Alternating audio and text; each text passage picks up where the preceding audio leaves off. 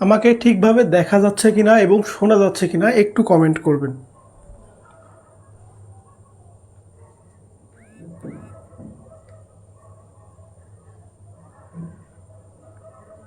আমাকে ঠিকভাবে দেখা যাচ্ছে কিনা এবং শোনা যাচ্ছে কিনা একটু কমেন্ট করবেন।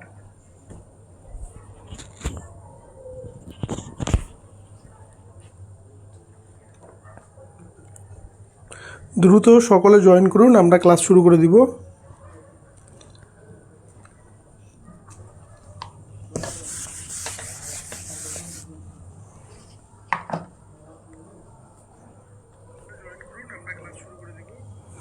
আচ্ছা, অনেকে সালাম দিয়েছেন, ওয়ালাইকুম আসসালাম। আচ্ছা ঠিক আছে, যখন আচ্ছা আপনারা সকলে আস্তে আস্তে জয়েন করুন, আমরা ক্লাসটা কন্টিনিউ করি।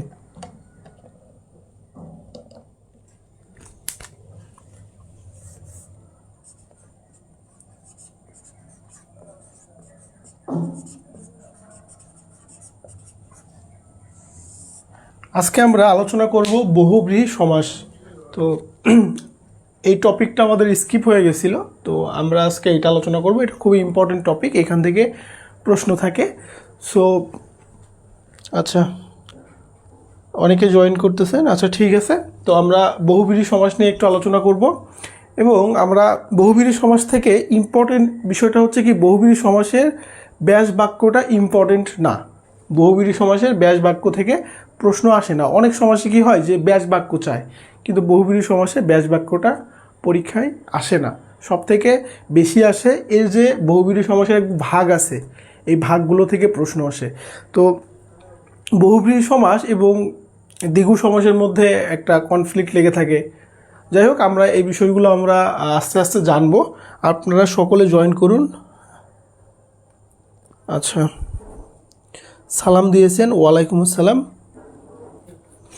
আচ্ছা, আমরা আলোচনা করি। দেখেন, বহুব্রীহি সমাসে কি হয় যে, আচ্ছা আমরা এই সমাসটা শুরু করার আগে একটা বেসিক জিনিস আগে আলোচনা করে নিই। আমি প্রথম ক্লাসে আলোচনা করছিলাম, ধরেন একটা সমাস যদি আলোচনা করি, তাহলে ধরলাম যে সাহিত্য সভা।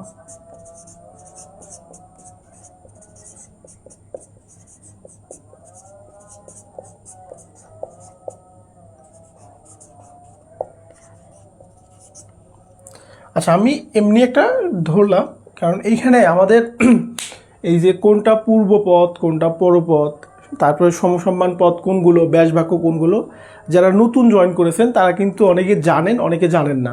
তো আমি প্রথম 2-3 মিনিটে জাস্ট একটু ধারণা দিব, যদিও প্রথম ক্লাসে এগুলো পড়িয়েছি। দেখেন, এই যে সাহিত্য সভা, এটাকে বলা হয় সমাসবদ্ধ পদ বা সমস্ত পদ। আচ্ছা, এই যে সাহিত্য সভা, এটাকে বলা হয় সমস্ত পদ। আর সাহিত্য বিষয়ক সভা, এই যে সাহিত্য সভাকে যদি আমরা ব্যাস বাক্য করি, ব্যাস বাক্য যদি না বোঝেন, আমরা কি করলাম, বিশ্লেষণ করলাম, আমরা কি ব্যাখ্যা করলাম, তখন আমরা এই যে দুইটা পদ, এখানে দুইটা পদ না, এই যে একটা পদ, এই যে একটা পদ, দুইটা পদ থেকে এখানে কয়টা পদ পেলাম, 3টা। তাহলে 2টা থেকে 3টা যখন পাচ্ছি, তাহলে এইটাকে আমরা কি ব্যাখ্যা বিশ্লেষণ করে লিখলাম না এখানে। তাহলে এই যে ব্যাখ্যা বিশ্লেষণ করলাম, এইটাকে বলা হয় ব্যাস বাক্য। এটাকে কি বলা হয়, ব্যাস বাক্য। তাহলে এই যে ব্যাস বাক্য থেকে কি আসে, সমস্ত পদ। আর সমস্ত পদকে যদি ব্যাখ্যা বিশ্লেষণ করতে যাই, তখন কি আসে, ব্যাস বাক্য। এখন এই যে সমস্ত পদের দুইটা অংশ দেখেন, এই যে সাহিত্য একটা অংশ, সভা একটা অংশ। এই সাহিত্যকে বলা হয় পূর্বপদ, আর সভাকে বলা হয় পরপদ। দেখেন, এই যে সাহিত্যকে বলা হয় পূর্বপদ, সভাকে বলা হয় পরপদ।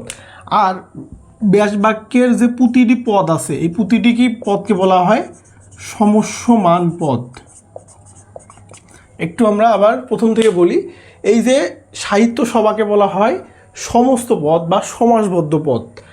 আর এই যে সাহিত্য সভাকে যখন আমরা ব্যাখ্যা বিশ্লেষণ করতেছি তখন যেটা পাচ্ছি সাহিত্য বিষয়ক সভা, এই পুরোটাকে বলা হয় ব্যাস বাক্য। এখন সমস্ত পদের আবার দুইটা অংশ, এই যে সাহিত্য একটা অংশ, সভা একটা অংশ, এরকম প্রত্যেকটারই দুইটা অংশ থাকে। তো এই প্রথম অংশকে বলা হয় পূর্বপদ, পরের অংশকে বলা হয় পরপদ। আর ব্যাস বাক্যের এখানে তিনটা আছে, কোথাও চারটা থাকতে পারে, কোথাও দুইটা থাকতে পারে, জয়টাই থাক, ব্যাস বাক্যের প্রতিটি পদকে বলা হয় সমস্যমান পদ। তো এইটা একটু আগে আপনাদের জানানোর প্রয়োজন ছিল, আমার মনে হইলো যে আজকে ক্লাসটা নিতে গেলে এইটা আপনাদের একটু জানাতে হবে। তো এখন বহুব্রীহি সমাসে কি হয়, আমরা পূর্বে যে সমাসগুলো পড়েছি সেখানে কি হয় যে কি হবে, পূর্বপদের অর্থটা প্রাধান্য পাবে সমাসে, অথবা পরপদের অর্থ, অর্থাৎ এই যে প্রথম অংশের অর্থ প্রাধান্য পায় অথবা পরের অংশের অর্থ প্রাধান্য পায়। বহুব্রীহি এমন একটা সমাস যেখানে পূর্বপদ বা পরপদ কোনো অর্থই প্রাধান্য পাবে না। তাহলে কি হবে, নতুন একটা অর্থ প্রাধান্য পাবে বা নতুন একটা জিনিসকে বুঝাবে। তাহলে আমরা বহুব্রীহি সমাসকে কি লিখতে পারি, যে পূর্বপদ বা পরপদ কোনো পদের অর্থই প্রাধান্য না পেয়ে নতুন কিছু বোঝায়।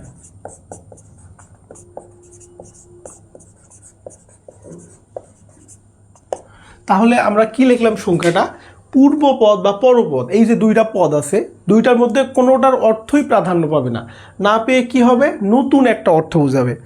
এখন আমরা যদি একটা উদাহরণ লিখি, যে দশানন। আচ্ছা, দশানন যারা হিন্দু সম্প্রদায় আছে তারা জানে দশানন বলতে কি রাবণকে বোঝানো হয়। দশানন বলতে কি কাকে বোঝা হয়, রাবণকে বলেন তো, সীতাকে যে অপহরণ করেছিল, দশানন বলতে কি বোঝানো হয়, রাবণকে। আচ্ছা, দশাননকে যদি আমরা বিশ্লেষণ করি তাহলে কি পাবো, 10 যোগ আনন। তাহলে দশাননকে আমরা বিশ্লেষণ করলে কি পাবো, 10 আর আনন। তাহলে এখানে দুইটা পদ পেলাম না, একটা পদ 10, একটা পদ আনন। তাহলে এই যে 10 হচ্ছে কি পূর্বপদ আর আনন হচ্ছে কি পরপদ। আচ্ছা, 10 মানে কি সংখ্যা না একটা, আর এই আনন মানে হচ্ছে মাথা। আচ্ছা, তাহলে আমরা যদি এই দশাননটাকে আমরা বিশ্লেষণ করলাম, দশানন কি 10 যোগ আনন। আচ্ছা, এখানে 10 হচ্ছে পূর্বপদ আর আনন হচ্ছে পরপদ, এবং 10 মানে কি একটা সংখ্যা না, আর আনন মানে কি মাথা। তাহলে এই যে 10 মাথা, তাহলে দশানন মানে কি 10 মাথা। কিন্তু দশানন বলতে কাকে বোঝানো হয়, রাবণকে, একজন ব্যক্তিকে বোঝানো হয়। তাহলে এখানে বোঝালো 10টা মাথা, কিন্তু মূলত এর অর্থটা প্রকাশ পাচ্ছে কার, রাবণ। তাহলে আমরা কি দেখলাম, যে এই পূর্বপদ এবং পরপদ এই দুইটার মধ্যে কোনোটাই না বুঝিয়ে নতুন আরেকটা অর্থকে বোঝাচ্ছে। আমরা যদি আরও দেখি, বিশালাক্ষী। আচ্ছা, এই যে বিশালাক্ষী কাকে বলা হয়, দেবী দুর্গা।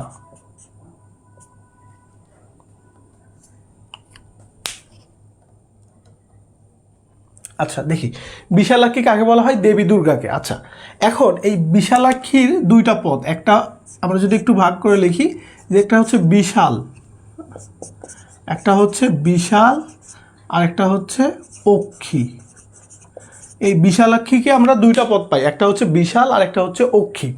এখন এই বিশাল মানে কি, বিশাল মানে বড় না, আর অক্ষী মানে হচ্ছে চোখ। তাহলে বিশালাক্ষী মানে হচ্ছে কি বড় চোখ, বিশালাক্ষী মানে কি বড় চোখ। কিন্তু বিশালাক্ষী বলতে আমরা কাকে বুঝাই, দেবী দুর্গাকে। বুঝতে পেরেছেন? তাহলে এই যে বহুব্রীহি যে সমাসগুলো আছে, বহুব্রীহি সমাসগুলো সেম হবে যতগুলো আছে, যে মানে আক্ষরিক অর্থে বুঝাবে একটা, কিন্তু এটার ভাব অর্থ আরেকটা। যেমন এই দশানন, তার মানে বোঝাচ্ছে 10টা মাথা, কিন্তু বাস্তবিক পক্ষে কাকে বোঝায়, রাবণকে, একজন মানুষকে বোঝাচ্ছে। এই যে বিশালাক্ষী, তাহলে বিশাল যোগ অক্ষী মানে কি বড় বড় চোখ, কিন্তু বাস্তবে বিশালাক্ষী বলতে বোঝায় কাকে, দেবী দুর্গাকে। বুঝতে পারতেছেন? ক্লাস কি বুঝতেছেন? যারা আছেন কয়জন জয়েন করছেন ক্লাসে? ক্রিকেট পাগলি সালাম দিয়েছেন, ওয়ালাইকুম আসসালাম। আচ্ছা, আপনারা কি এতক্ষণ যেগুলো বললাম আপনারা কি বুঝেছেন?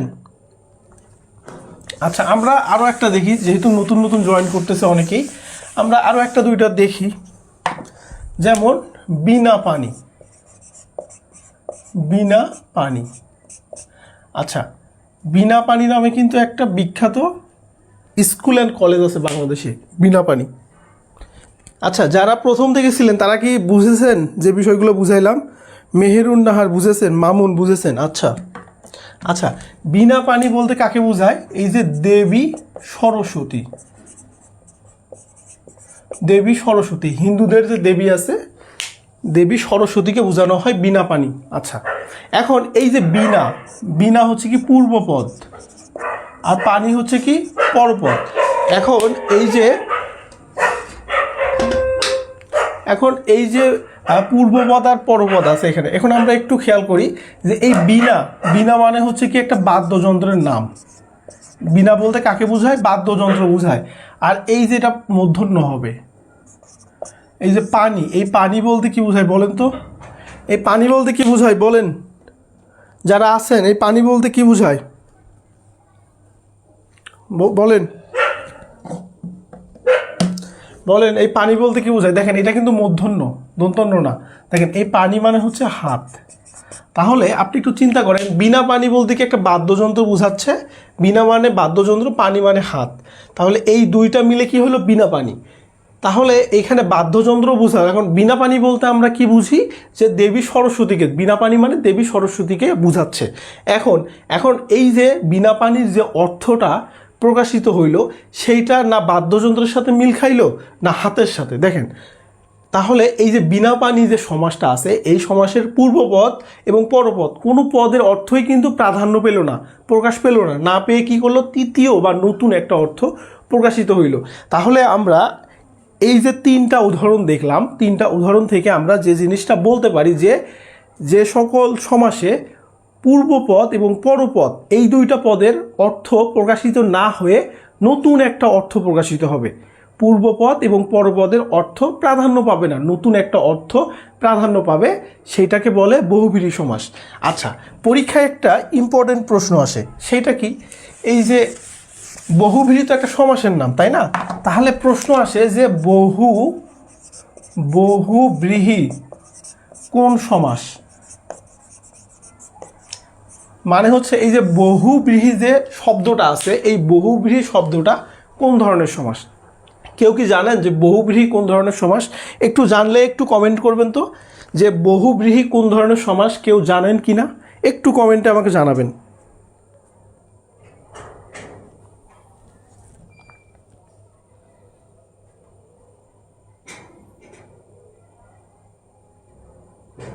সাকিব, সাগর, সিয়াম, কি বুঝতে পারলেন না সেটাও তো বলতে হবে। আচ্ছা, হাত অনেকে আচ্ছা ঠিক আছে। এখন দেখেন বহুব্রীহি শব্দটা কোন ধরনের সমাস, কেউ কি বলতে পারবেন বহুব্রীহি কোন ধরনের সমাস? আচ্ছা, আমি সাকিব, আপনি, মামুন কোন সমাস? বহুব্রীহি সমাস। হ্যাঁ, বহুব্রীহি আসলে বহুব্রীহি সমাস। আচ্ছা, এই যে বহুব্রীহিটাকে যদি আমরা বিশ্লেষণ করি, আচ্ছা আমরা আবার লিখতেছি এখানে বহুব্রীহি। আচ্ছা, বহুব্রীহি মানে হচ্ছে যার অধিক অধিক কি আছে? ধান আছে। আচ্ছা, একটা সময় কি হইতো, যখন এত বেশি নগরায়ণ হয়নি, তখন কি হইতো? এক একজনের অনেক অনেক কি থাকতো? ধান থাকতো, জমি থাকতো, জমি থেকে ফসল উঠতো। তাহলে বহুব্রীহি মানে হচ্ছে যার অধিক ধান আছে, মানে সেই সকল ব্যক্তিকে বোঝায় যাদের গোলা ভরা ধান থাকতো। তাহলে বহুব্রীহি কাদেরকে বোঝাতো? সেই সকল ব্যক্তিকে বোঝাতো যাদের গোলা ভর্তি ধান থাকতো। এখন এই যে বহু, প্রথম পূর্বপদ, বহু মানে কি? অনেক না? অনেক। আর এই যে ব্রীহি মানে হচ্ছে ধান। তাহলে বহুব্রীহি মানে কি? অনেক ধান বোঝায় না? কিন্তু এই বহুব্রীহি দ্বারা আমরা কি বোঝাচ্ছি? একজন ব্যক্তিকে বোঝাচ্ছি। এখানে বোঝাচ্ছে অনেক ধান, আর এখানে বোঝাচ্ছে ব্যক্তিকে। তাহলে এইটা যদি আমরা পূর্বপদ এবং পরপদের যে অর্থ দেখি তাহলে বোঝাচ্ছে অনেক ধান, মানে ধান বোঝাচ্ছে। কিন্তু এই অনেক ধানকে না বুঝিয়ে, এর আক্ষরিক অর্থ না বুঝিয়ে যখন এর ভাবার্থ আসলো যার অনেক ধান আছে, তার মানে একজন ব্যক্তিকে বোঝাচ্ছে। এইখানে ধানকে না বুঝিয়ে কাকে বোঝাচ্ছে? একজন ব্যক্তিকে। তাহলে এখানে পূর্বপদ বা পরপদ কোনোটার অর্থই প্রাধান্য না পেয়ে কি পেল? তৃতীয় একটা অর্থ প্রাধান্য পেল। তাহলে এই রকম যতগুলো সমাস আছে সবগুলোই হবে কি? বহুব্রীহি সমাস। বেসিক কি বুঝতে পেরেছেন? সাকিব না কি নাম, সাগর সিয়াম থেকে শুরু করে যারা লাইভটা দেখতেছেন, আপনারা কি আমার এই বেসিক জিনিসটা বুঝতে পেরেছেন যে বহুব্রীহি সমাস কোনগুলো? একটু কমেন্ট করেন তো আমাকে, বুঝতে পেরেছেন কিনা। বাকিদের কমেন্ট কোথায়? বাকিরা একটু কমেন্ট করেন যে আপনারা বুঝতেছেন কিনা বা বুঝেছেন কিনা।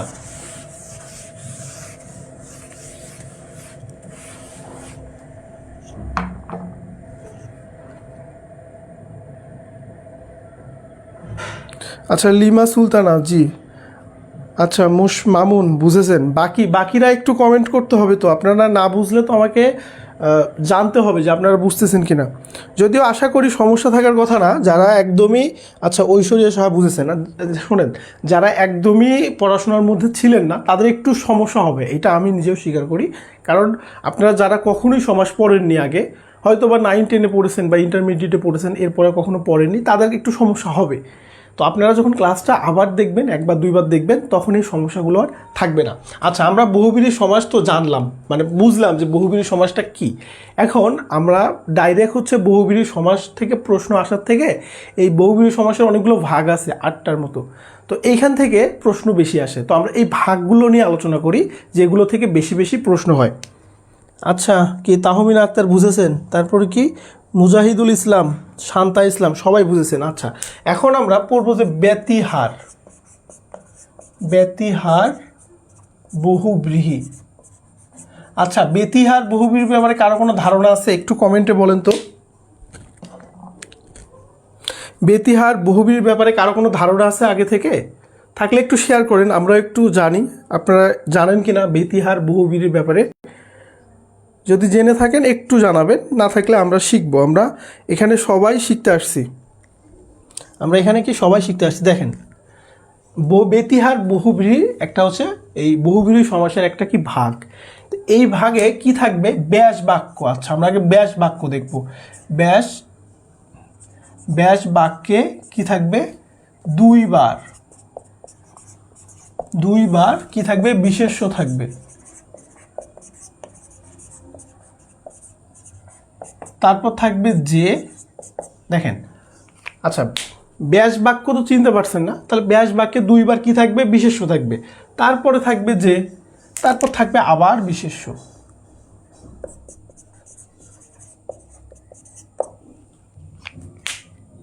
ব্যাস বাক্য মানে কি? কোনো একটা সমাসকে আমরা যখন বিশ্লেষণ করতেছি বা ব্যাখ্যা করে লিখতেছি, সেই ব্যাস বাক্যে কি থাকবে? পরপর বা দুইবার বিশেষ্য থাকবে, তারপর একটা যে থাকবে, তারপর একটা কি থাকবে? বিশেষ্য, আবার বিশেষ্য। তাহলে 3টা বিশেষ্য থাকবে, তার মাঝখানে কি থাকবে? একটা যে। তাহলে আমরা যদি লিখি যে কানে কানে যে কথা,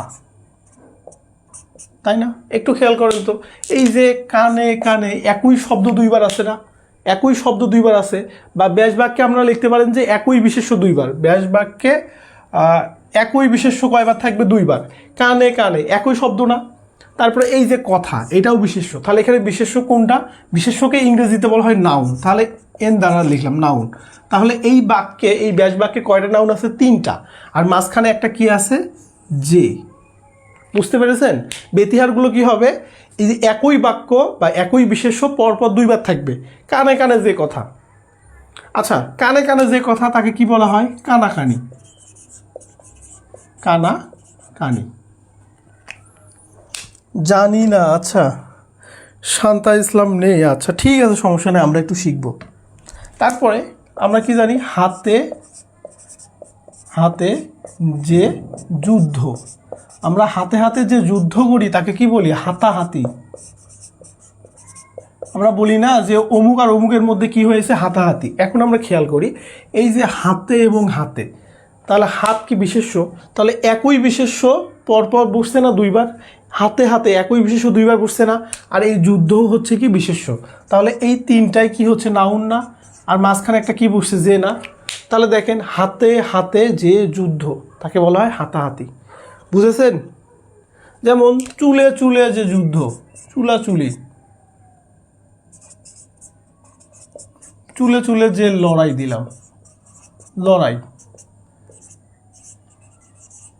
চুলাচুলি। দেখেন এই যে চুলে চুলে আর শেষে লড়াই, এই একই শব্দ। তাহলে প্রথম আমরা কি দেখলাম, ব্যাস বাক্যে একই বিশেষ্য দুইবার বসছে পরপর। এই যে কানে কানে, হাতে হাতে, চুলে চুলে, তাহলে একই বিশেষ্য পরপর দুইবার বসবে। আর শেষেরটাও কি থাকবে বিশেষ্য, এবং মাঝখানে কি থাকবে একটা যে। এগুলো সবগুলোই কি বেতিহার, বেতিহার বহুব্রীহি। বুঝতে পেরেছেন? আচ্ছা, আপনারা বুঝতে পেরেছেন বিষয়টা?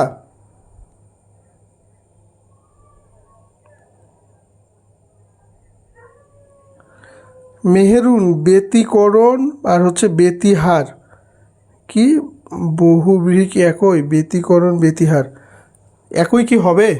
আপনিই বলেন। এই যে লাঠালাঠি, আপনারাই অ্যান্সার দিচ্ছেন। আচ্ছা, আমরা তাহলে ওপরের থেকে, আচ্ছা আচ্ছা আমাকে মিশাই যখন দিচ্ছি, আর একটা মিশাই দিই। তারপরে এইখানে এটা বাদ দিলাম। তারপরে কি দিলাম, যে লাঠিতে, লাঠিতে যে লড়াই তাকে কি বলা হয়? লাঠা লাঠি। তাহলে এই যে লাঠিতে লাঠিতে, তাই না?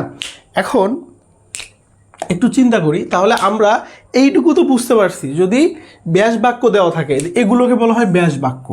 এই যে ব্যাস বাক্য যদি দেওয়া থাকে, বেতিহার বহুব্রীহি আমরা খুব সহজে বের করতে পারবো না, একদম চোখ বন্ধ করে খুব সহজে বের করতে পারবো। কিভাবে বের করব? এই যে প্রথম দুইটা শব্দ যদি একই রকম হয়, প্রথম দুইটা শব্দ কি, প্রথম দুইটা শব্দ বা পদ হচ্ছে কি নাউন বা বিশেষ্য। তাহলে প্রথম দুইটা পদ একই রকম, মাঝখানে একটা যে বসছে, এবং সর্বশেষ যে পদ সেটাও কি, সেটাও বিশেষ্য। তার মানে এই ব্যাস বাক্যে সবই বিশেষ্য, আর মাঝখানে একটা কি বসছে যে, যে কে বলা হয় কি, বলেন যে কে কি বলা হয়? আচ্ছা ঠিক আছে, এখন প্রশ্ন আসতে পারে, যদি প্রশ্নে ব্যাস বাক্য না দেয়, আমরা কিভাবে চিনলাম বেতিহার বহুব্রীহি? ব্যাস বাক্য দেখে চিনলাম। প্রশ্নে যদি ব্যাস বাক্য না দেয় তাহলে কি করবেন?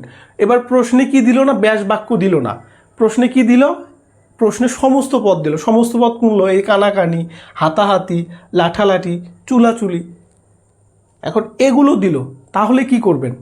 তাই না, থাকতেই পারে আমি ব্যাস বাক্য দিয়ে শিখালাম, ব্যাস বাক্য দিল না, এগুলো দিল, কানাকানি, হাতাহাতি, লাঠালাঠি, চুলাচুলি। এখন এগুলো আপনারা কিভাবে বের করবেন? দেখেন এইটারও কিন্তু একটা ট্রিক্স আছে, বুঝছেন? এইটারও কি আছে? ট্রিক্স আছে। ট্রিক্সটা কি, আমরা এখন সেইটা একটু দেখব।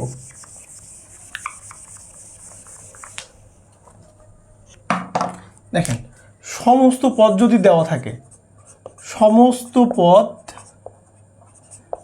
দেওয়া থাকলে, আচ্ছা থাকলে কি থাকবে? পূর্ব পদে, পূর্ব পদে কি থাকবে? স্বরে আ, আর হচ্ছে পর পদে কি থাকবে? রস্যই। একটু চিন্তা করেন, এই যে কানাকানি, হাতাহাতি, চুলাচুলি, তারপর লাঠালাঠি, এগুলো দেওয়া আছে। তাহলে এগুলো বেতিহার বহুব্রীহি আমরা কিভাবে চিনব? দেখেন এইটা দুইটা পদ, এই যে কানা আর হচ্ছে কানি, এটা এই কানা হচ্ছে পূর্বপদ, কানি হচ্ছে পরপদ। এই যে হাতা, হাতা হচ্ছে পূর্বপদ, হাতি হচ্ছে পরপদ। তারপর এই যে চুলা, চুলা হচ্ছে পূর্বপদ, চুলি হচ্ছে পরপদ। এই লাঠা হচ্ছে পূর্বপদ, লাঠি হচ্ছে পরপদ। অর্থাৎ যে পদটা প্রথমে থাকে সেটা পূর্ব, যেটা পরে থাকে সেটা পরপদ। আচ্ছা, এখন কি বলছে যে সমস্ত পদে কি থাকবে? সমস্ত পদের পূর্ব পদে সরেয়া থাকবে। এই যে কানা, কানা, তাই না? এই যে সরেয়া আছে না, আকার, সরেয়ার সংক্ষিপ্ত রূপেই তো হচ্ছে আকার, তাই না? তাহলে পূর্বপদের সর্বশেষে, শেষে একটা আকার আছে না, এই যে সরেয়া আছে না, আকার মানে তো সরেয়া। আর এই যে কানি, এই যে কি আছে, কায়কার কা দন্তের ন হিসিকার। এখন এই যে দন্তের নর সঙ্গে একটা হিসিকার আছে না, হিসিকার মানে কি? রস্বইকার। তাহলে কি আছে? পরপদের শেষে কি আছে? রস্বইকার। আর পূর্বপদের শেষে কি আছে? সরেয়া। প্রত্যেকটার ক্ষেত্রেই দেখেন, এই যে হাতা, এই যে কি সরেয়া, তারপর হাতি, এই যে কি আছে এখানে একটা হিসিকার। তারপরে এই যে চুলা, চুলার এই যে কি আছে সরেয়া, আর পরপদে কি আছে রস্বইকার, এই যে লাঠা সরেয়া রস্বইকার। তাহলে আমরা এইখান থেকে একটু মনোযোগ দেন, আমি আবার বেতিহার যে বহুব্রীহি আছে এটা ওভারভিউ করতেছি, মনোযোগ দিয়ে শুনবেন সকলে। যদি সমস্ত পদ দেওয়া থাকে, এই যে এটাকে সমস্ত পদ, এই যে এগুলো দেওয়া থাকে, ব্যাস বাক্য না দেওয়া থাকে, তাহলে দেখবেন দুইটা পদ থাকবে, পূর্ব পদে সরেয়া বা আকার থাকবে, আর পরপদে থাকবে রস্বইকার, বুঝছেন? আচ্ছা, যদি ব্যাস বাক্য দেওয়া থাকে একই শব্দ দুইবার থাকবে, পরপর থাকবে একই শব্দ, বা একই পদ পরপর থাকবে, সেই পদটা কি বিশেষ্য পদ, মাঝখানে একটা তারপর একটা যে বসবে, তারপর আবার বসবে কি বিশেষ্য পদ। তাহলে ব্যাস বাক্যে তিনটা বিশেষ্য পদ বসবে, মাঝখানে একটা কি বসবে যে। তাহলে এই দুইটা উপায়ে আপনি পরীক্ষার হলে খুব সহজে বেতিহার বহুব্রীহি সমাস চিনতে পারবেন।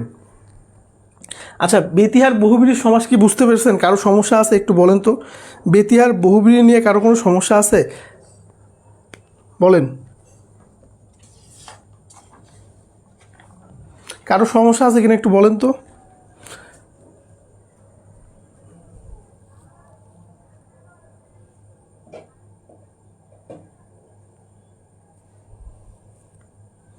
মামুন সমস্যা নেই। বাকিরা একটু বলেন তো, বাকিদের সমস্যা আছে কিনা একটু বলতে হবে।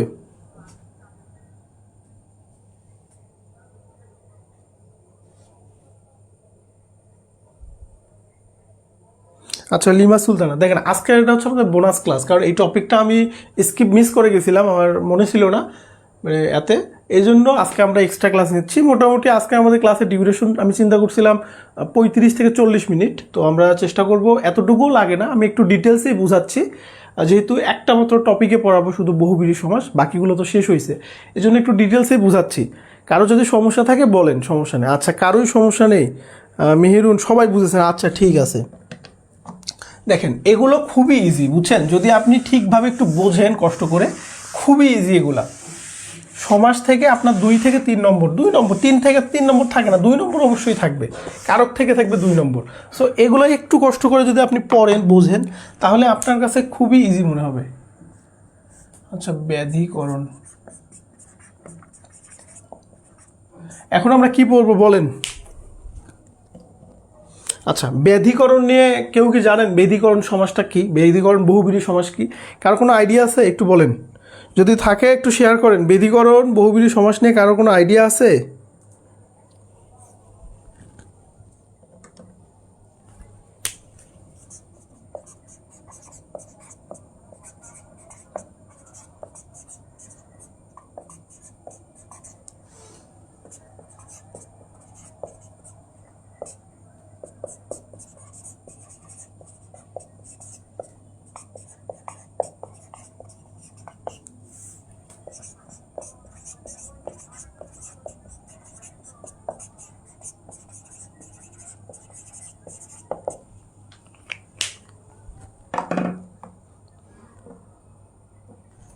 আচ্ছা, একটু আমরা দেখি যে পূর্বপদ ও পরপদ উভয়ই বিশেষ্য পদ এবং নতুন অর্থ প্রকাশ করে। কি করবে? এখন আমরা একটু খেয়াল করি যে ব্যাধিকরণ কখন হবে, যখন পূর্বপদ আর পরপদ কি হবে, একই অর্থ প্রকাশ করবে, মানে একই অর্থ নয়, মানে একই বিশেষ্য পদ হবে, বিশেষ্য পদ হবে এবং নতুন অর্থ প্রকাশ করবে। আচ্ছা, আমরা একটা উদাহরণ দেখি, যেমন 80-20, এই 80-20 অনেক পরীক্ষায় আসছে। 80-20 কি করছে, অনেক পরীক্ষায় আসছে। এই যে 80 আর এখানে 20, 80-20, তাই না?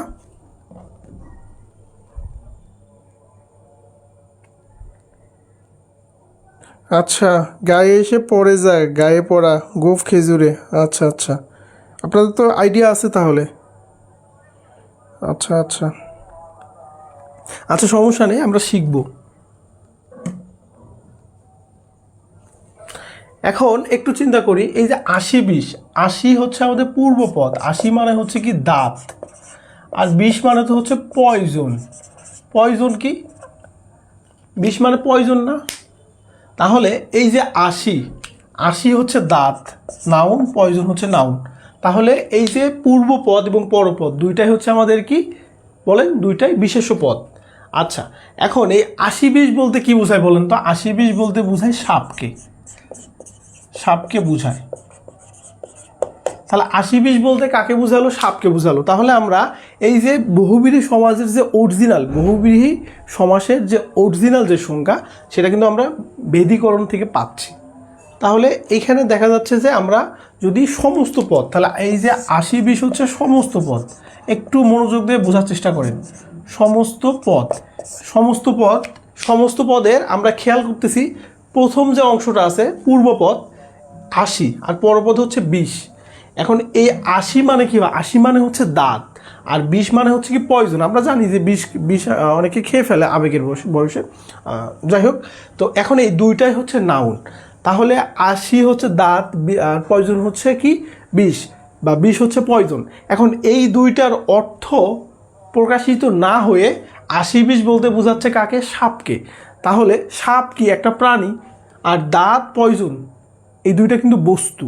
তাহলে এই দুইটা বস্তুকে না বুঝিয়ে, বস্তুর অর্থ প্রাধান্য না পেয়ে কার অর্থ প্রাধান্য পাচ্ছে? একটা প্রাণী। তাহলে এইটাই বলছে যে পূর্বপদ ও পরপদ উভয়ই কি হবে? বিশেষ্যের অর্থ প্রকাশ পাবে। তাহলে এইটার যদি আমরা গঠন লিখতে যাই, তাহলে আমরা লিখতে পারবো যে বিশেষ্য যোগ বিশেষ্য, তারপরে ও নতুন অর্থ। তাহলে এর মানে কি? দুইটা বিশেষ্য কি হবে?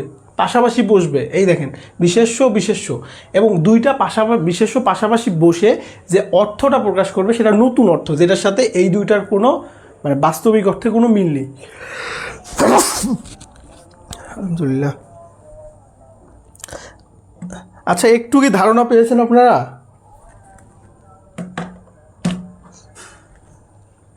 একটু কি ধারণা পেয়েছেন? একটু বলেন তো ধারণা পাইছেন কিনা?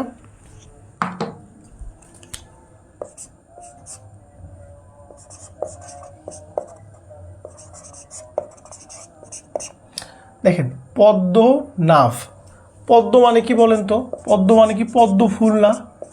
পদ্ম ফুল। আর নাভ মানে কি? নাভি। তাহলে দুইটাই কি? বিশেষ্য বা নাউন। আচ্ছা, ঠিক আছে, তাহলে এই পর্যন্ত মিল আছে, বিশেষ্য বিশেষ্য। এখন এই পদ্মনাভ কাকে বোঝায় বলেন তো? হিন্দু যারা আছে তাদের ভগবান বিষ্ণুকে বোঝায়। দেখবেন যে ভগবান বিষ্ণু কী করে? এই যে পদ্ম ফুলের উপর বসে থাকে। আমরা তো অনেক সময় মুভি বা সিরিয়ালগুলোতে দেখি যে এই যে ভগবান বিষ্ণু, ওদের ভগবান, 3 ভগবানের মধ্যে এক ভগবান, উনি কী করে? কার মধ্যে বসে থাকে? পদ্ম ফুলের মধ্যে বসে থাকে। তো ওনাকে বলা হয় পদ্মনাভ। কিন্তু পদ্মনাভের যদি আমরা একটু ভেঙে ভেঙে আক্ষরিক অর্থ করি, তাহলে আমাদের প্রথম পদ হচ্ছে পদ্ম। তাহলে পদ্ম বলতে কি বোঝায়? পদ্ম ফুলকে বোঝায়। এবং পরবর্তী পদ হচ্ছে নাভ। নাভ হচ্ছে কি? নাভি। আমাদের সকলের তো নাভি আছে। তাহলে পদ্ম ফুল আর নাভি, এই দুইটাকে কোনোটাকে না বুঝিয়ে একজন দেবতাকে বোঝাচ্ছে, একজন ভগবানকে, যে বিষ্ণু। তাহলে এই রকম অর্থগুলো যখন প্রকাশিত হবে তখনই মূলত সেটা কি হবে? বেদীকরণ বহুব্রীহি। আচ্ছা, গোঁফ খেজুরে বলছিলেন, গোঁফ খেজুরে কি? নিতান্ত অলস। যাই হোক, আমরা এইটুকু তো ধারণা পাইছি যে বেদীকরণ বহুব্রীহি সমাজগুলো কি হবে এবং গঠন। সব থেকে ইম্পর্টেন্ট হচ্ছে এই গঠনগুলো মনে রাখা। গঠনগুলো মনে রাখা, ব্যাস বাক্যের গঠন কেমন হবে। যারা আমাদের প্রথম ক্লাস করতেছেন, আপনারা প্রথম ক্লাসটা আগে দেখবেন, মানে আজকে প্রথম ক্লাস যাদের, তারা সমাসের প্রথম ক্লাসটা দেখবেন। প্রথম ক্লাসে আমরা প্রতিটি সমাস কিভাবে চিনবো সেটা নিয়ে আমরা আলোচনা করেছি। তো ওই ক্লাসটা করলে আপনাদের এই ক্লাসগুলো এত বেশি কঠিন মনে হবে না, এত বেশি কঠিন মনে হইতো না। কিন্তু যারা নতুন জয়েন করেছেন তাদের কাছে একটু কঠিন মনে হচ্ছে, এটা আমি নিজেও বুঝতেছি। কারণ হুট করে একটা টপিকের মাঝখানে যদি আমি চলে আসি, মাঝখানে ঢুকে পড়ি, আগেরগুলো যদি আমি না করি, তাহলে সমস্যা হবারই কথা। ওকে, আচ্ছা।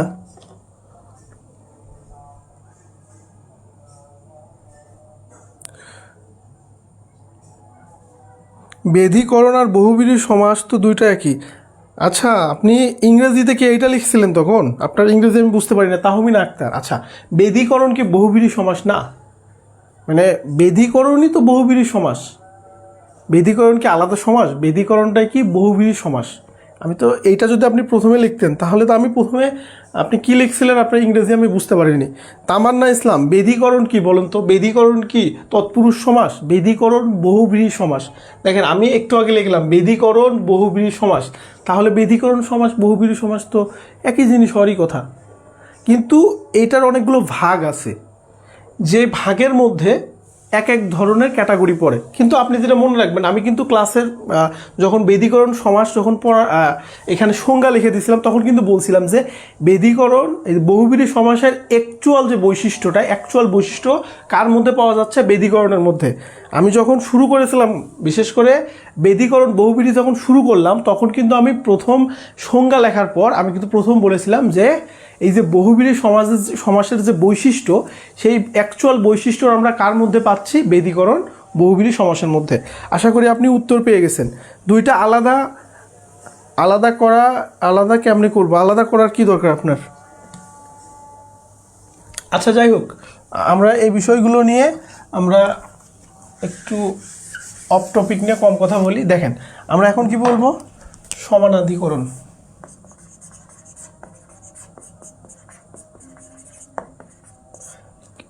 তামান্না, আপনি কি বুঝতে পারেননি? তামান্না আক্তার না তাহমিনা আক্তার, একটু কমেন্ট করবেন। আর আপনার যদি কনফিউশন থাকে তাহলে অবশ্যই আপনি আমাকে ইনবক্স করবেন।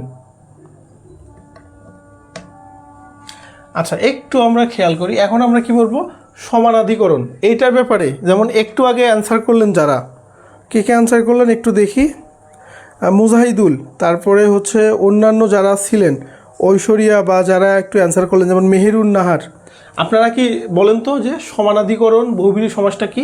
একটু বলেন। আমি বিশ্বাস করি যে আপনারা বিষয়টা জানেন বা বোঝেন। একটু কমেন্ট করেন তো।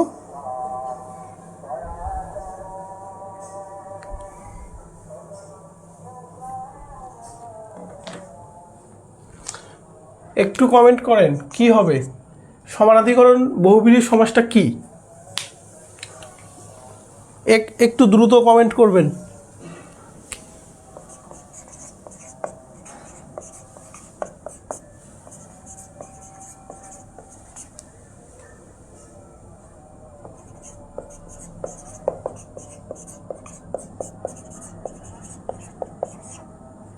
আচ্ছা এই যে কে কি বলে হচ্ছে তাহমিনা আক্তার, শোনেন আমি যখন এই যে বহুব্রীহি সমাসের এই যে এক্সাম্পলগুলো দিলাম না, তখন আমি সবগুলো থেকেই নিয়ে বলছি, শুধুমাত্র একটা ভাগ থেকে না, প্রত্যেকটা ক্যাটাগরি থেকেই নিয়ে বলেছি, যাতে আমি সহজে বুঝাইতে পারি যে আসলে বহুব্রীহি সমাসটা কি। সেইটা হইতে পারে আপনার হচ্ছে সংখ্যাবাচক, মানে আপনার অলুকো, দরকার হলে আমি অলুকো, মানে আপনাকে বোঝানোর জন্য যতগুলো ক্যাটাগরি আছে আমি চেষ্টা করছি মোটামুটি কয়েকটা ক্যাটাগরি থেকে নিয়ে বুঝাইতে। এখন আপনি কিভাবে বুঝবেন কোনটা কেমন? দেখেন এর আগে যেটা পড়লাম আমরা, তখন আমরা কি দেখলাম যে দুইটাই বিশেষ্য ছিল, কোনো জায়গায় দেখলাম তিনটাই বিশেষ্য ছিল। এখন আবার এইটা যখন আমরা পড়ব তখন আমরা কি দেখব যে বিশেষণ বিশেষ্য থাকবে। মানে আপনি যদি এখন হচ্ছে আপনার প্রশ্নটা আমি এখন একটু বলি। আচ্ছা যদি পরীক্ষায় আসে তখন আপনারা কি করবেন? পরীক্ষায় যদি প্রশ্ন আসে তখন কি করবেন? দেখেন যদি স্পেসিফিকভাবে অপশনে দেওয়া থাকে, বেদীকরণ দেওয়া থাকে, বেদীকরণ মিশাবেন, বেদীকরণ মিশাবেন, স্পেসিফিকভাবে দেওয়া থাকে। আর যদি বেদীকরণ কিছু দেওয়া নাই, দেওয়া আছে বহুব্রীহি, দ্বিগু, কর্মধারয়, তৎপুরুষ, তখন আপনি বহুব্রীহি মিশাবেন। তাহলে তাহমিনা আপনি অ্যান্সার পেয়েছেন। আবার বলি, যদি আপনার স্পেসিফিকভাবে উত্তর দেওয়া থাকে যে এটা কি হবে, বেদীকরণ না হচ্ছে সমানাধিকরণ না কি আছে, এরকম যদি 4-5টা অপশন দেওয়া থাকে, 4টা অপশন দেওয়া থাকে যে সেখানে সবগুলোই বহুব্রীহি, তখন আপনার রাইট যেটা অ্যান্সার স্পেসিফিকভাবে সেইটা দিবেন। আচ্ছা আর যদি আপনার এরকম থাকে যে হচ্ছে বহুব্রীহি না তৎপুরুষ না কর্মধারয় না হচ্ছে দ্বন্দ্ব না দ্বিগু, এরকম যদি 4-5টা অপশন দেওয়া থাকে তখন তো আপনার বহুব্রীহি মিশাবেন, সমস্যা নেই। তো এইটা জিনিস মাথায় রাখবেন, যদি স্পেসিফিকভাবে ওই উত্তরটা দেওয়া থাকে প্রশ্নে তাহলে ওইটা মিশাইতে হবে। আর যদি স্পেসিফিকভাবে না দেয়, দেখেন আপনাদের বাইরে অনেক কথা হয়ে যায়, যাই হোক, দেখেন আমি যদি বলি যে রহিম, আচ্ছা রহিম, রহিম কি একজন বালক, তাহলে রহিম কি, আমরা যারা নাউন পড়েছি তারা কি প্রপার নাউন, আর বয় হচ্ছে কি কমন নাউন। আচ্ছা, এখন এই যে প্রপার নাউন মানে কি একজন ব্যক্তিকে নির্দিষ্ট করে বোঝাচ্ছে, আর কমন নাউন মানে পৃথিবীতে যতগুলো বালক আছে তার মধ্যে যে কোনো একজন। আচ্ছা, তাহলে এখন সেম কাহিনী, বহুব্রীহি সমাসটা কি, যদি আপনার উত্তরে যদি সমানাধিকরণ বা বেধিকরণ স্পেসিফিকভাবে উত্তর দেওয়া থাকে, আপনি আগে প্রথমে স্পেসিফিকভাবে দেখবেন যে উত্তর কোনটা হয়, সেটা মিশাবেন আগে। যদি প্রশ্নে যদি স্পেসিফিকভাবে দেওয়া না থাকে, এরকম কমন দেওয়া থাকে, কমন কি, যেমন দেওয়া থাকবে দ্বন্দ্ব সমাস, অথবা দেওয়া থাকলো হচ্ছে তৎপুরুষ সমাস, দেওয়া থাকলো হচ্ছে বহুব্রীহি সমাস, দ্বিগু সমাস, তো তখন আপনি দেখবেন যে এটার কোন ক্লাসে পড়ে, এটা কি বহুব্রীহি না দ্বিগু না দ্বন্দ্ব, তাহলে আপনি এইভাবে মিশাবেন। আচ্ছা, বুঝতে পেরেছেন? আচ্ছা ঠিক আছে, যাই হোক, বুঝতে যখন পেরেছেন তাহলে আমরা একটু শুরু করি ক্লাসটা। আচ্ছা, পূর্বপদে বিশেষণ এবং পরপদে বিশেষ্য যোগ কি নতুন অর্থ, নতুন অর্থ কি করবে, প্রকাশ করবে। পূর্ব পদে কি থাকবে, বিশেষণ, পরপদে কি থাকবে, বিশেষ্য, এবং কি করবে, একটা নতুন অর্থ প্রকাশ করবে। যেমন অল্প, অল্প বয়স্ক বা অল্প বয়স্কা, যেটাই দেন সমস্যা নেই, অল্প বয়স্ক। আচ্ছা, এই যে অল্প, অল্প দ্বারা কি বোঝাচ্ছে বলেন তো? অল্প দ্বারা কি বিশেষণ বোঝায়? একটু কমেন্ট করবেন। অল্প, আচ্ছা শোনেন, যে সকল শব্দ নামপদের, নামপদ কাকে বলে? নামপদ বলে বিশেষ্য এবং সর্বনামকে, নাউন এবং প্রোনাউন, একে বলে নামপদ। নামপদের দোষ গুণ অবস্থা পরিমাণ, দোষ গুণ অবস্থা পরিমাণ বোঝায়। এই অল্প বলতে কি অবস্থা বা পরিমাণ বোঝাচ্ছে না? তাহলে এই বয়সের কি বোঝাচ্ছে? পরিমাণ বোঝাচ্ছে, বয়সটা কম। তাহলে অল্প হচ্ছে বিশেষণ, আর হচ্ছে এই বয়স্ক হচ্ছে বিশেষ্য। তাহলে আমরা কি দেখলাম যে এই অল্প বয়স্ক কি বিশেষণ প্লাস বিশেষ্য। আচ্ছা থাক, না লিখে এখানে দিই, বিশেষণ আর বিশেষ্য। তাহলে এই দুইটা মিলে কি হয়েছে, আমাদের সমাসটা হইল না? সমস্ত পদ কি হইল, বিশেষণ আর বিশেষ্য মিলে হইল। এখন তারপর কি বলছে যে নতুন একটা অর্থ প্রকাশ করবে। এখন অল্প বয়স্ক বলতে কি বোঝায় বলেন? যার বয়স কম সেই মানুষটাকে বোঝায় না? অল্প বয়স্ক বলতে কি বোঝায় বলেন? যার বয়স কম, তাহলে একজন ব্যক্তিকে বোঝাচ্ছে। কিন্তু এইখানে দেখেন, এ অল্প মানে হচ্ছে কম, তারপর হচ্ছে বয়স্ক মানে বয়স, তাহলে যার বয়স কম বয়স বোঝাচ্ছে। কিন্তু কম বয়স আর কম বয়স বলতে কি বোঝাচ্ছে? কোনো ব্যক্তিকে বোঝাচ্ছে না, কোনো একটা সংখ্যাকে বোঝাচ্ছে। কিন্তু যখন আপনি অল্প বয়স্ক শব্দটা ব্যবহার করতেছেন, তখন কিন্তু একজন মানুষকে বোঝাচ্ছে, তাই না? তো এরকম আরও অনেকগুলো আছে। আচ্ছা, আমরা একটু একটু মিশাই দিয়ে দেখি।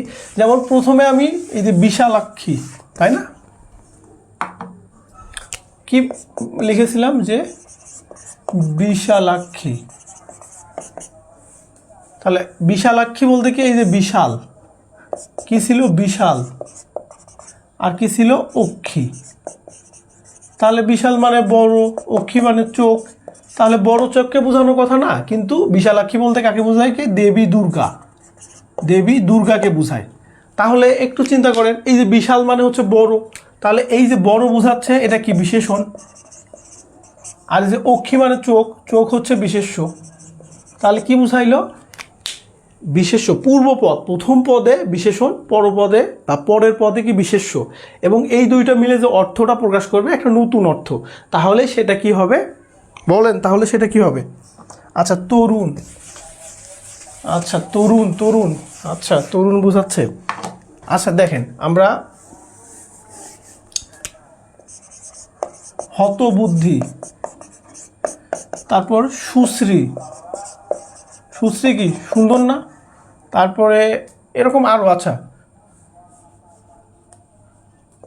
মন্দ বুদ্ধি যার, তারপরে সুন্দর চেহারাই দিলাম, সুন্দর চেহারা যার। আচ্ছা একটু দেখেন, এই যে হত, হত মানে হচ্ছে মন্দ, খারাপ, খারাপ চিন্তা ভাবনা যার, তাই না? তাহলে এইটা হচ্ছে আমাদের বিশেষণ। খারাপ কি, খারাপ বলতে একটা গুণ বোঝাচ্ছে না, খারাপ গুণ। আর এই বুদ্ধি, বুদ্ধি হচ্ছে বিশেষ্য। তাহলে এই বিশেষণ আর বিশেষ্য দুইটা মিলে কি হইল? হতবুদ্ধি, তাহলে খারাপ চিন্তা ভাবনা যার সেই রকম মানুষকে বোঝাচ্ছে। তারপর সুশ্রী, সুন্দর চেহারাদার, তাহলে এই সু বলতে কি বোঝায়? সুন্দর না? তাহলে সুন্দর কিন্তু বিশেষণ। আচ্ছা, এরকম আরও অনেকগুলো উদাহরণ আছে। আচ্ছা, নির্বোধ, হতবুদ্ধি হচ্ছে নির্বোধ, তাই না? হতবুদ্ধি হচ্ছে নির্বোধ, নির্বোধ, তাই না? মন্দ বুদ্ধি যার। একটা কথা আছে না যে শিক্ষিত কি বলে, মূর্খ বন্ধুর থেকে শিক্ষিত শত্রু নাকি অনেক ভালো। বিষয়টা এরকম। যাই হোক, আচ্ছা যাই হোক, এগুলো নিয়ে এক গুয়ে বুঝতে পারছি।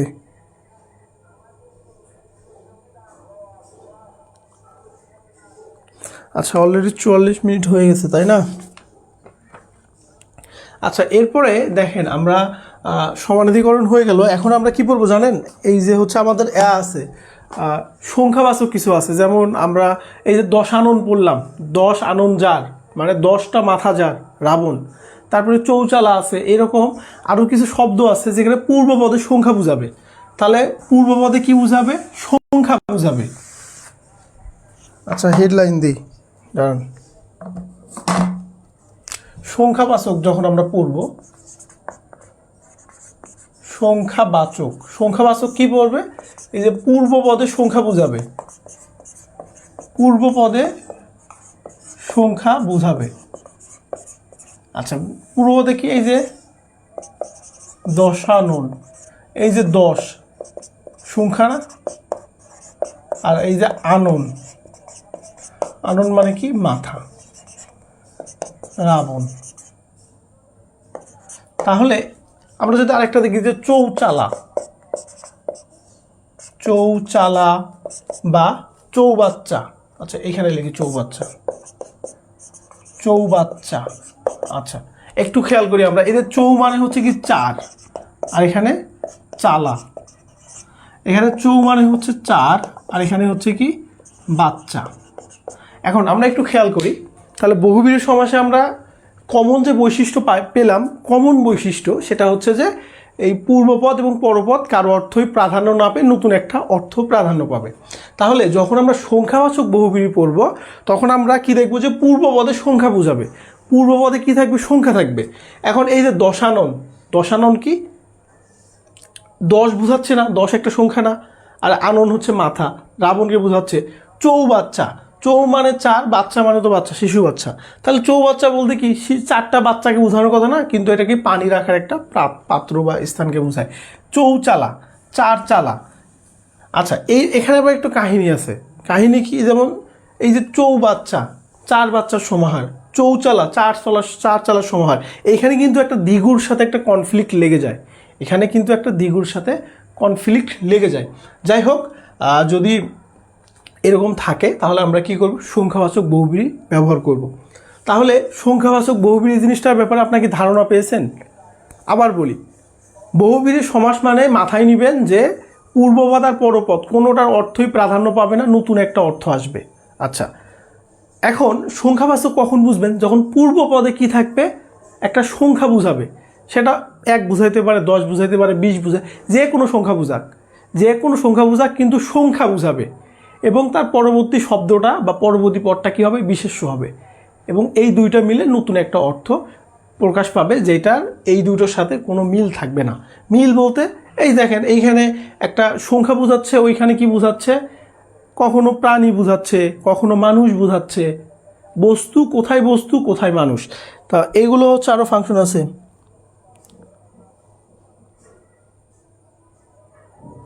আচ্ছা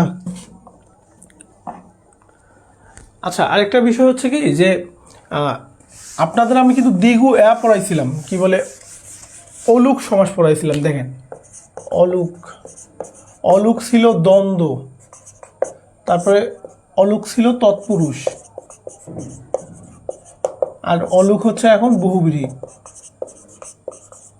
আচ্ছা দেখেন, এই যে 3টা। এখন শোনেন, অলুক যে যেটা দ্বন্দ্ব হোক বা তৎপুরুষ হোক বা বহুব্রীহি হোক, যে কোনোটাই হোক, এখন এর একটা কমন ফাংশন আছে। কমন ফাংশনটা কি? এই যে অলুকের সাথে পূর্বপদ, বিশেষ করে পূর্বপদের সাথে যে বিভক্তি, পূর্বপদের সাথে যে বিভক্তিটা থাকবে এটা কখনো কি পাবে না, লোপ পাবে না। কি হবে না, দেখেন অলুকের কমন ফাংশন হচ্ছে যে অলুকের পূর্বপদে যে বিভক্তিটা থাকে সেটা কখনো লোপ পাবে না, সেটা হোক দ্বন্দ্ব, সেটা হোক তৎপুরুষ, সেটা হোক বহুব্রীহি। যদি আরও কোনো সমাসের সঙ্গে অলুক থাকতো, যদিও নেই, যদি থাকতো, কমন ফাংশন অলুক মানে পূর্বপদের বিভক্তি কখনো লোপ পাবে না, যা আছে তাই হবে। যেমন আমরা যখন দ্বন্দ্বে পড়েছিলাম যে হচ্ছে সাপে নেউলে, সাপে নেউলে, দেখেন এই পূর্বপদের সাথে একটা এ বিভক্তি যুক্ত আছে, এই এ বিভক্তি কিন্তু কখনোই লোপ পাবে না। আমরা এরকম আরও পড়েছিলাম যে হচ্ছে তেলে বেগুনে। তো যাই হোক, এগুলো আমি প্রথম ক্লাসে আলোচনা করেছি যখন দ্বন্দ্ব পড়িয়েছিলাম, দ্বিতীয় ক্লাসে যখন তৎপুরুষ পড়িয়েছি তখন অলুক তৎপুরুষ পড়িয়েছি। এখন আমরা বহুব্রীহি পড়ব, একই ফাংশন, মানে সিমিলারিটির জন্য আপনাদের সাথে তুলনা করলাম যে অলুক যখনই থাকবে একটা জিনিস মাথায় রাখবেন যে এই পূর্বপদের সঙ্গে যে বিভক্তিগুলো থাকবে, আপনাদের তো বিভক্তি পড়ানো হয়নি, অনেকে জানেন বিভক্তির ব্যাপারে, যাদের ধারণা আছে তারা তো জানেন, যাদের ধারণা নেই তাদেরকে আমি পড়াবো। বিভক্তি হচ্ছে, আচ্ছা তৎপুরুষে তো বিভক্তি পড়িয়েছি, তারপরে বিভক্তির উপর আলাদা একটা চ্যাপ্টার আছে, যখন পড়াবো তখন বুঝতে পারবেন। তাহলে এই যে পূর্বপদে, আচ্ছা আমরা তো অলুক শুরুই করিনি, তাহলে অলুকের ব্যাপারে কি বুঝলেন যে পূর্বপদে যে বিভক্তিগুলো থাকবে সেগুলো কখনোই লোপ পাবে না। আচ্ছা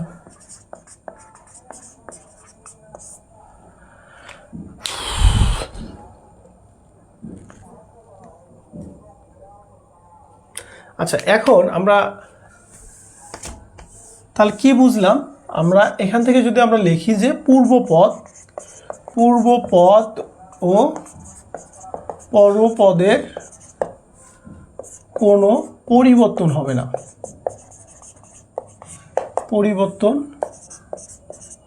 না, তাহলে কি হবে না, পরিবর্তন হবে না। যেমন অনেকগুলো উদাহরণ আছে, যেমন গায়ে হলুদ হাতে খড়ি,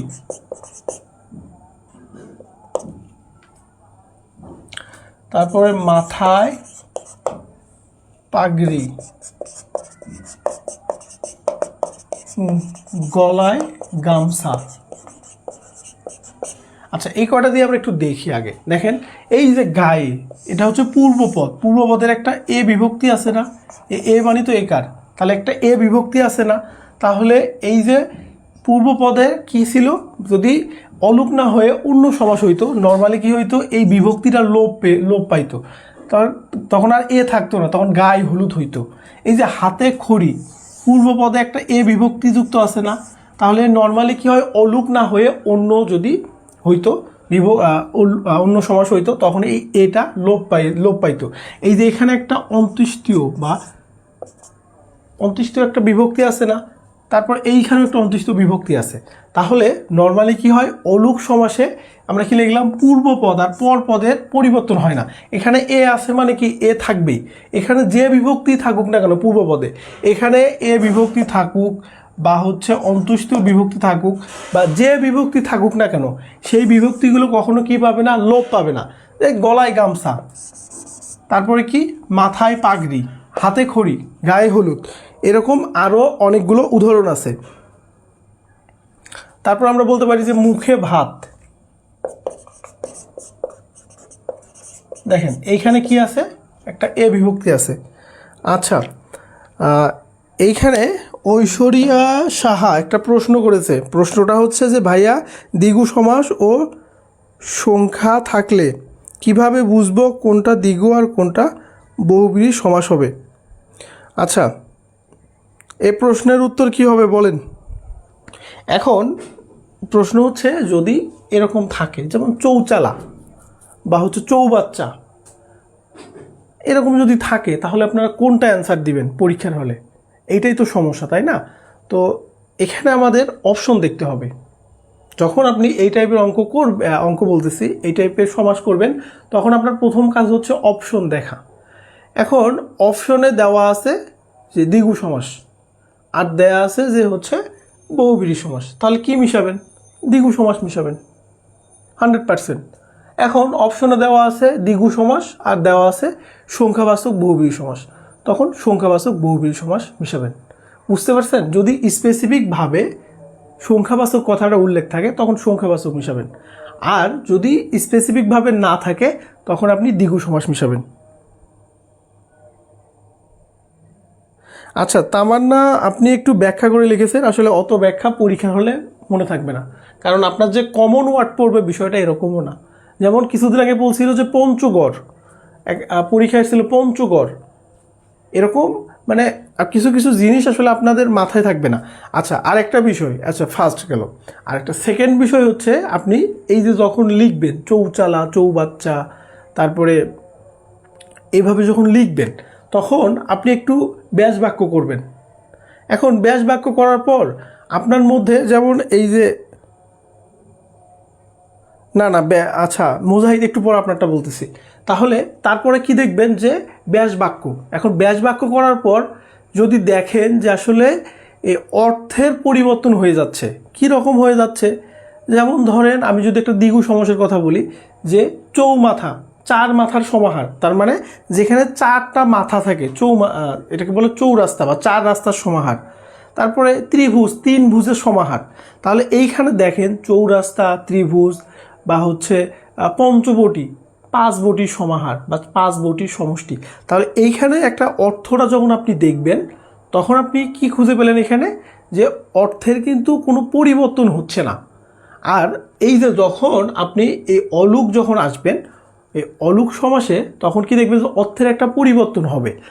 এখন এগুলা পরীক্ষার হলে খুব বেশি কাজে দেয় না, কারণ আমাদের পরীক্ষার হলে মাথা কিন্তু অনেক গরম থাকে। তো আপনাকে যেভাবে বললাম আপনি প্রথমে চেষ্টা করবেন যে স্পেসিফিকভাবে দেওয়া থাকে কি না।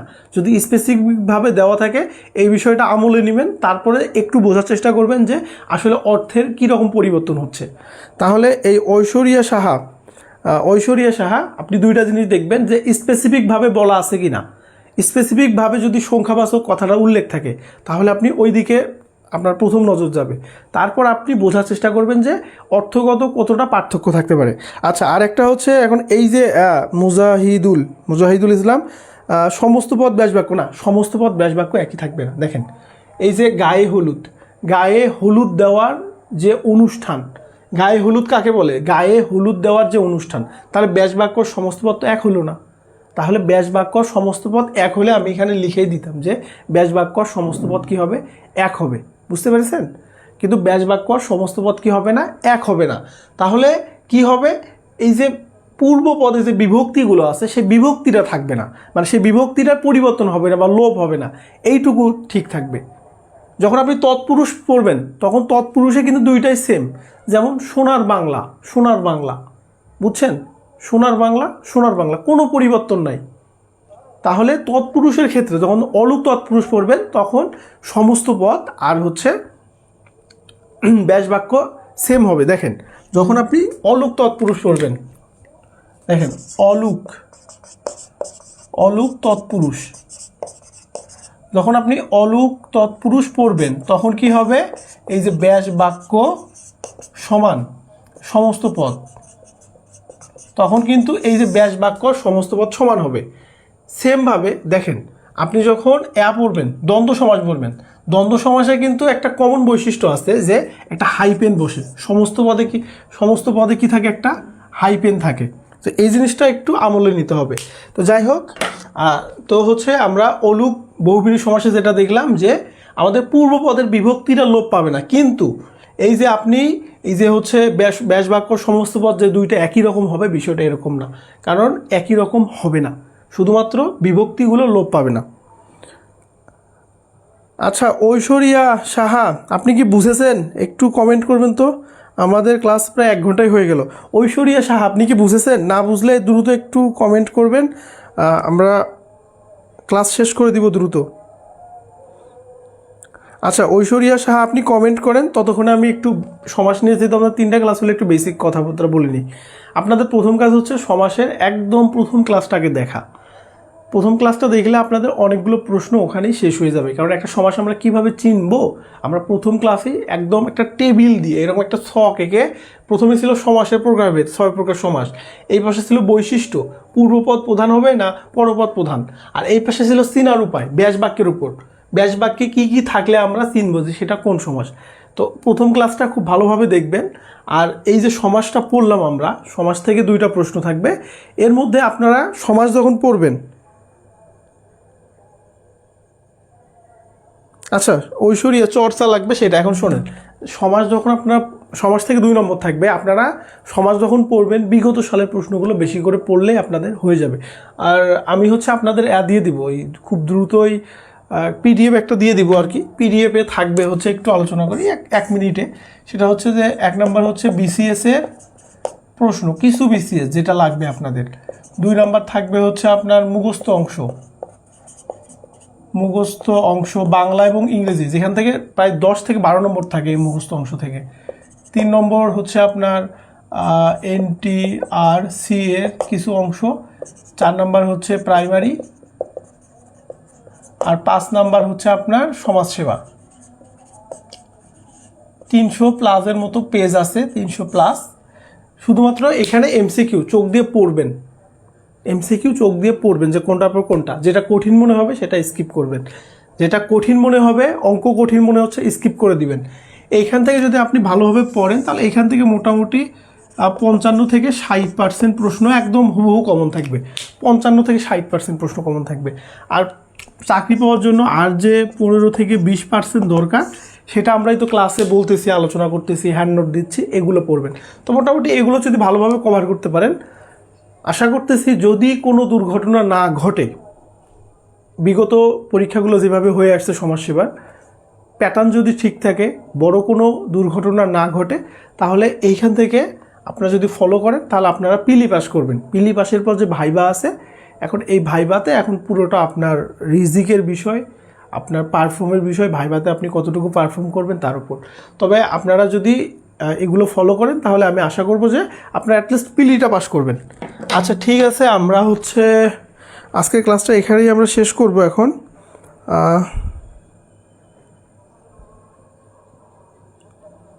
হ্যাঁ দিয়ে দিব আপনাকে, রেডি প্রায় হয়ে গেছে। আসলে এইখানে তো আপনি শুধু এগুলো কালেক্ট করছি এবং একটু অ্যানালাইসিস করছি যে কোনগুলো ইম্পর্টেন্ট বেশি, আর আমরা যখন ক্লাসে বলেই দিই, সো খুব বেশি আপনাদের জন্য এগুলো কাজ করা হচ্ছে। তো আজকে আমরা সমাজসেবার কতদিন পর, আসলে এক্স্যাক্টলি বলা খুবই কঠিন, কারণ এগুলো মানে মন্ত্রণালয়। তো আপনাকে বলি, দেখেন আপনার বাসায় আপনি একটা কখন অনুষ্ঠান করবেন এটা বাইরের লোক বুঝতে পারে না প্রথমত। দ্বিতীয়ত হচ্ছে আপনি কখন অনুষ্ঠান করেন আপনার বাসায়, আপনার বাসায় তখন অনুষ্ঠান করেন যখন আপনার বাসায় কোনো কাজ থাকে না। ধরেন গ্রামের কথা যদি বলি, গ্রামে কি হয় যে এই ধানের সিজন থাকে, সবাই চিন্তা করে কি যে ধান কেটে টেটে নতুন ধান এনে চাল করে তারপর অনুষ্ঠান করব। শহরে যারা চাকরিজীবী থাকে তারা চিন্তা করে যে আমরা ছুটি পাবো কখন। তো এরকম একটা মন্ত্রণালয়ে অনেকগুলো কাজ থাকে। এখন ওরা চিন্তা করে যে আমাদের যখন মন্ত্রণালয়টা ফ্রি হবে, কাজের পরিমাণ কম থাকবে, প্রেশার কম থাকবে, তখন আমরা পরীক্ষাগুলো নিব। কারণ সারা বাংলাদেশ থেকে এত এত স্টুডেন্ট পরীক্ষা দিবে, প্রশ্ন করা, অনেক কাজ থাকে। তো এই জন্য এটা পুরোটাই ডিপেন্ড করে একটা মন্ত্রণালয় কখন পরীক্ষা নিবে। তবে এই পরীক্ষাটা খুব দ্রুত হয়ে যাবে, আপনারা 3-4 মাসের মধ্যে পরীক্ষাটা হয়ে যাবে। তো আপনারা ধরে রাখেন যে আপনারা 4 মাস সময় হাতে পাচ্ছেন, 4 মাস ধরে রেখে আপনারা পড়াশোনা করেন। তো আজকের ক্লাসটা আমরা এখানেই শেষ করতেছি। সকলকেই ধন্যবাদ।